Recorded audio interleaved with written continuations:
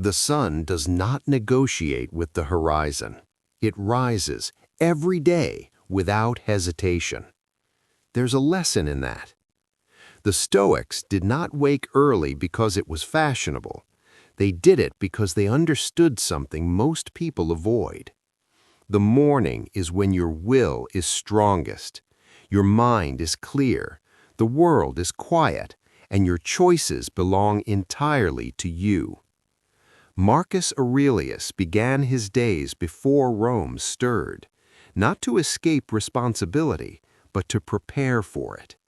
He knew that whoever controls the first moments of the day is less likely to be controlled by everything that follows. Most people wake already behind, already reacting, already surrendering. The alarm rings, they negotiate, 5 more minutes. That single moment reveals everything, because when you delay rising, you are not delaying sleep, you are practicing avoidance. You are training yourself to choose comfort over command, and comfort has never built a powerful life. This habit is not about the clock, it is about intentionality. Owning the morning means deciding, before the world speaks, who you will be today. When you rise early, you are not gaining time, you are gaining authority. Authority over your focus, your energy, your direction. Seneca warned that time is our most valuable possession, yet the one we guard the least. Every morning slept through is gone forever. Not wasted, gone.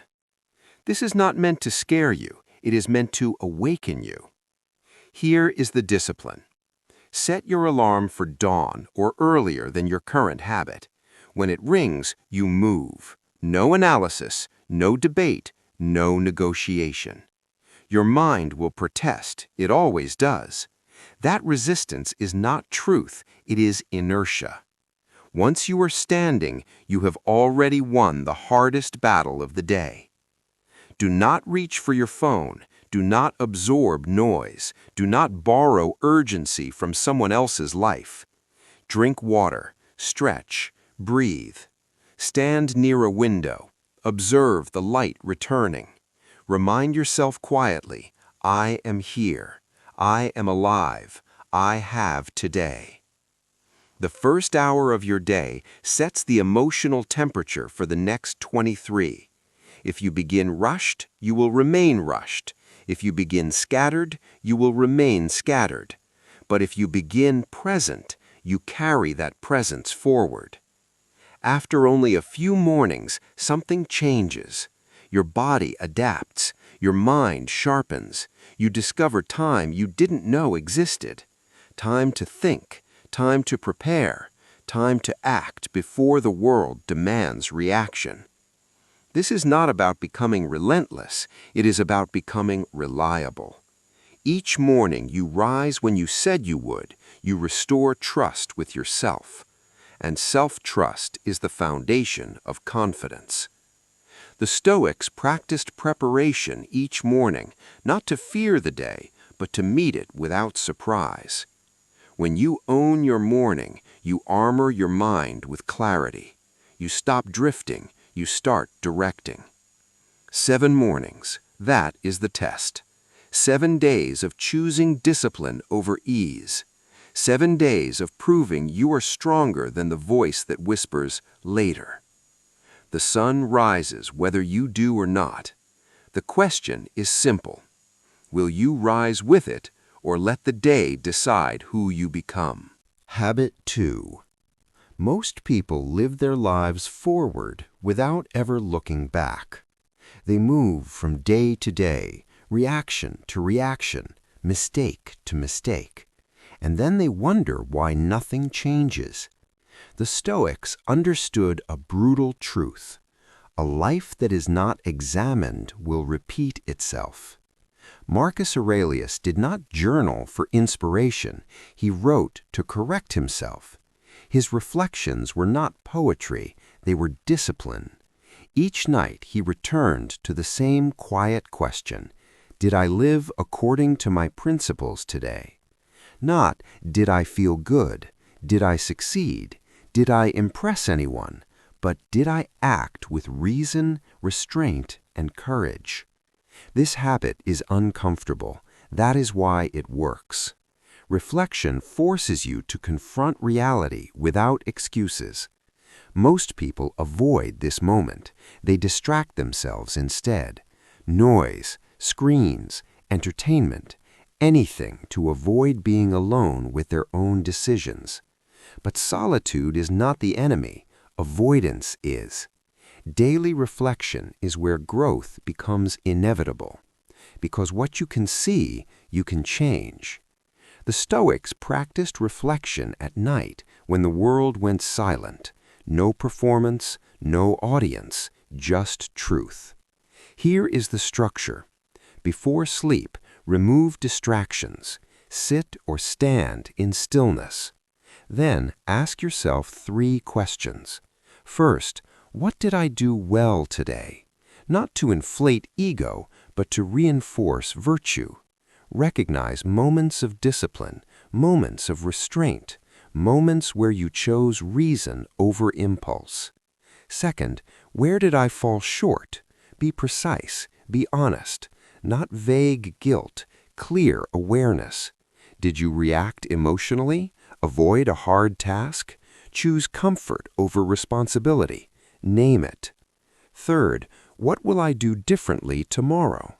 Not 10 changes, 1 adjustment. Small, specific, actionable. This is how character is refined. Seneca warned that we suffer more in imagination than in reality. Reflection strips imagination away. It replaces self-deception with clarity. At first, this habit will sting. That is a sign it is working. Because growth does not come from motivation, it comes from awareness. Over time, patterns emerge. You see what drains you, what strengthens you, what repeats. You stop blaming circumstances. You start correcting behavior. And slowly, quietly, your standards rise. You no longer need external accountability.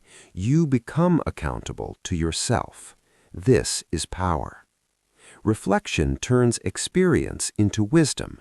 Without it, experience is wasted. One day at a time, you sharpen judgment. You waste less energy. You make fewer emotional decisions. You begin living deliberately. Most people drift through life unconscious of themselves. You do not need to join them. Tonight, before sleep, sit in silence. Face the day honestly, not harshly, not gently, truthfully. Because the man who corrects himself daily cannot be defeated long term. Habit 3. Discipline over motivation. Motivation is loud. Discipline is quiet. Motivation makes promises. Discipline keeps them. Most people wait until they feel ready. They wait for inspiration, for the perfect mood, for the right moment. The Stoics called this weakness, because feelings are not in your control. Actions are. Marcus Aurelius warned himself daily, do not waste time arguing about what a good man should be. Be one. He did not say, feel like one. Motivation is temporary. It rises and falls like weather. Discipline is stable. It operates regardless of conditions. This is why disciplined people keep moving, while motivated people keep restarting. The modern world worships motivation, quotes, music, hype. But hype fades the moment resistance appears. Discipline survives resistance. It shows up when you are tired, when you are bored, when no one is watching.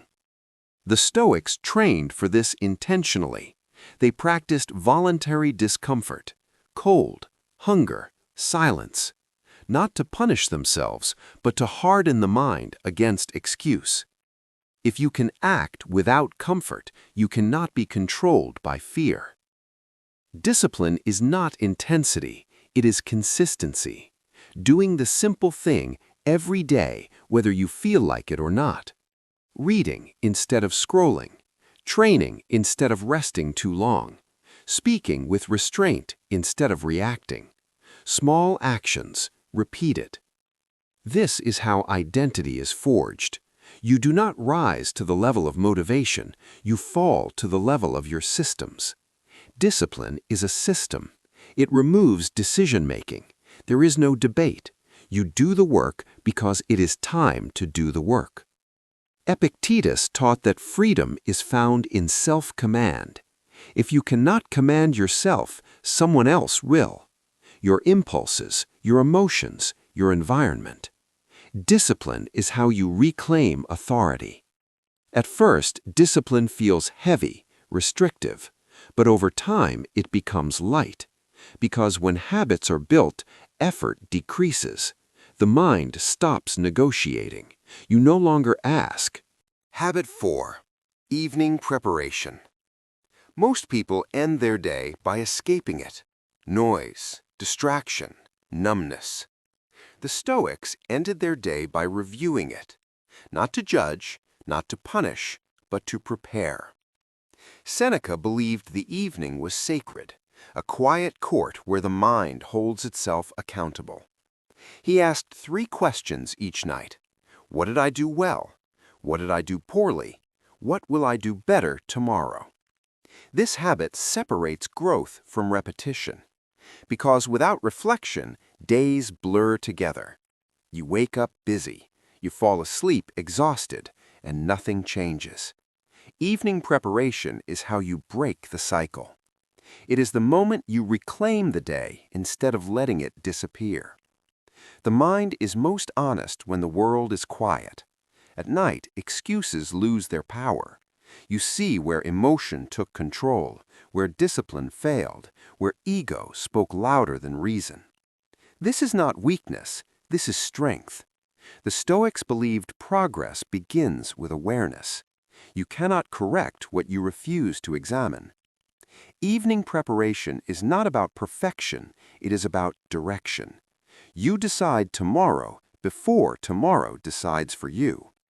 Clothes prepared, tasks written, intentions set. Not ambitious, clear. One priority, one improvement, one act of restraint. This removes friction from the morning. Most failures happen before the day begins, because the unprepared mind defaults to habit, and most habits are unconscious. Evening preparation makes habit conscious. It turns tomorrow into a choice, not a reaction.